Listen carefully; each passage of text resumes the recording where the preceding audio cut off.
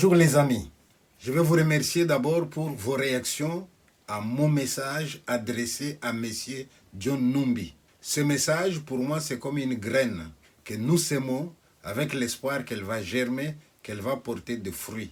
Il y a tellement de malheurs sur notre terre des hommes ici, il y a tellement de larmes et du sang qui coule que je souhaite que nous soyons nombreux, que nous mettons du côté de ceux qui veulent la paix, du côté de ceux qui veulent le bien. Vous l'avez bien compris et vous m'avez encouragé à continuer dans ce sens-là.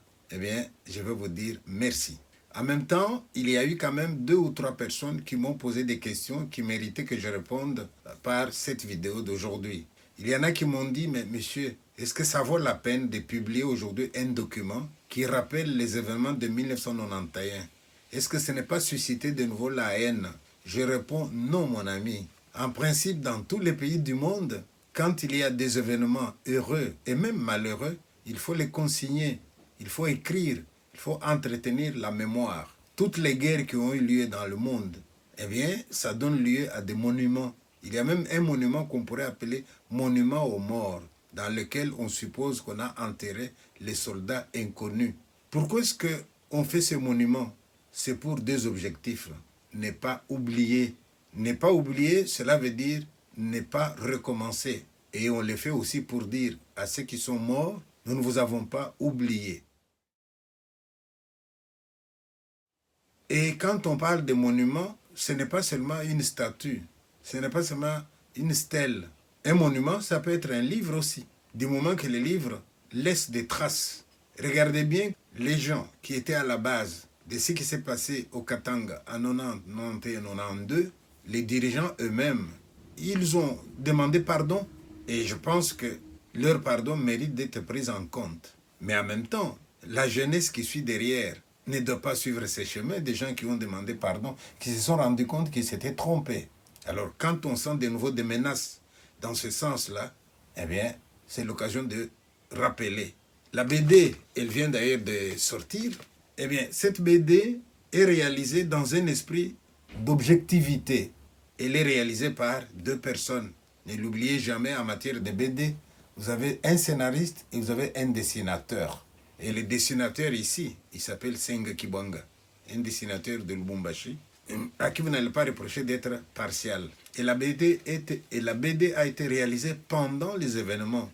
Mais réaliser une BD, faire un petit tirage pour essayer que les gens arrêtent de faire ce qu'ils faisaient, c'était une chose. Mais maintenant, la diffuser de manière telle que tout le monde puisse se souvenir, eh bien, c'est pas mauvais. C'est ça, garder la mémoire. Si nous ne publions pas, c'est comme si on vivait au présent. Vous faites quelque chose, vous ne tirez pas la leçon de ce qui s'est passé.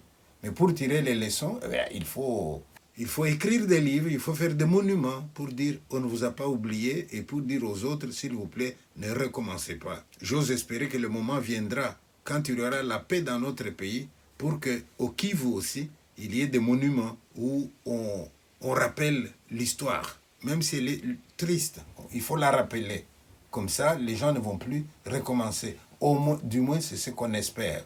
Voilà, donc, voyons un peu les choses positivement. Ne soyez pas là tout le temps à critiquer. Il y en a qui m'ont dit, c'est du tribalisme. C'est quoi ça, le tribalisme? Faire une bande dessinée, vous appelez ça du tribalisme.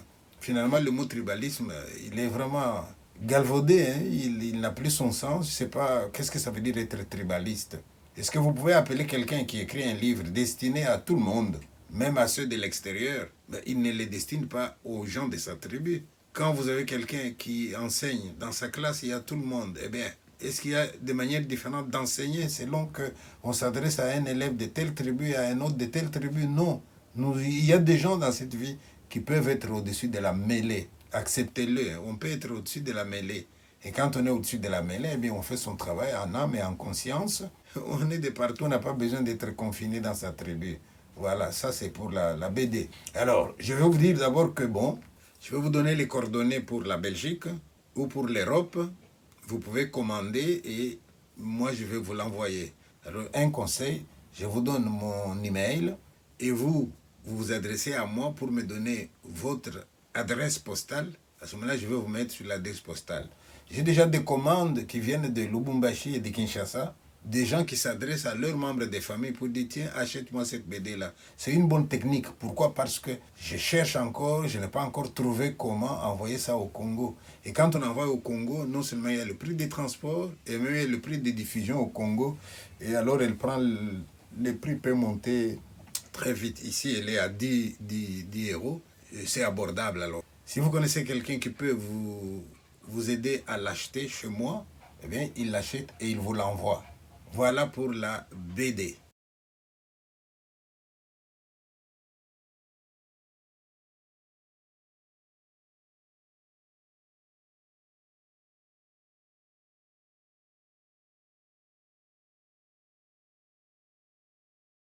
Bientôt les élections. Nous allons passer un moment magnifique. Des débats contradictoires, des meetings, des gens qui essaient de nous convaincre chacun qu'il n'y a que lui pour diriger le Congo. Chacun a le droit de concourir. C'est des gens qui ont de l'ambition. Et quelqu'un qui a de l'ambition, c'est quelqu'un qui mérite d'être félicité. Le pouvoir nous appartient à nous, les Congolais, le peuple, c'est nous qui avons le pouvoir. Et au cours des élections, nous allons déléguer le pouvoir à l'un ou à l'autre. Et quand nous déléguons le pouvoir, eh bien, nous acceptons les décisions que l'autre va prendre en notre nom. Est-ce que ce n'est pas le moment maintenant de nous poser la question de l'homme qu'il faut à la place qu'il faut? Nous voyons maintenant les candidats à tous les niveaux aller visiter des villages qu'ils n'avaient jamais visités avant, corrompre un peu la population pour que la population puisse les choisir. Mais moi, j'aimerais bien qu'à ce moment-là, le peuple se pose la question, quels sont les critères à partir desquels je vais choisir quelqu'un? Dans les entreprises où nous avons travaillé, avant d'engager quelqu'un, passer à la sélection. Et là, il faisait des tests, des interviews et on dressait son profil. Il y a un profil du poste de président, il y a un profil de l'individu. Et un bon choix, c'est celui qui fait en sorte que je puisse mettre quelqu'un à la place qui lui convient. Allons-y par exemple, qu'est-ce qu'il faut comme profil pour le poste de président? Un président, ça doit être quelqu'un d'intelligent parce qu'il va trouver des solutions aux problèmes qui se posent à son peuple. Mais je sais qu'il ne va pas trouver tout seul. Il aura son équipe, il y aura le gouvernement. Un président de la République, c'est quelqu'un qui doit être un meneur d'hommes, quelqu'un qui en impose de par sa personnalité. Quand il se pointe, on dit le président est là. Ça doit être quelqu'un qui a le leadership. Un président, ça doit être quelqu'un qui a un peu de la sociabilité aussi, qui se préoccupe des autres, et non pas quelqu'un qui a un ego surdimensionné. Un président de la République, c'est quelqu'un qui doit être capable de sacrifices. Et ça doit être quelqu'un qui veut vraiment le bien de son peuple, quelqu'un qui va travailler de manière telle que, les jours où il n'est pas là, qu'on puisse sentir que quelqu'un nous manque. Et puis, il doit être juste. Et une fois que vous avez évalué ma personnalité, eh bien, vous regardez maintenant et vous choisissez. Mais si vous allez dire non, celui-là, il est de chez nous, ok. Si vous allez dire celui-là, il va nous donner des t-shirts, ok. Mais là, je vous rappelle Mobutu lui-même. Hein. Mobutu, qu'est-ce qu'il disait? Il disait, ils vont vous apporter du truc en une fois, pour une fois. Prenez-le, mangez-le, bouffez tout ce qu'ils vous apportent. Mais lorsque vous arrivez dans l'isoloir, votez en âme et conscience. Voilà, c'est un conseil d'amis que je vous donne. Je vous remercie.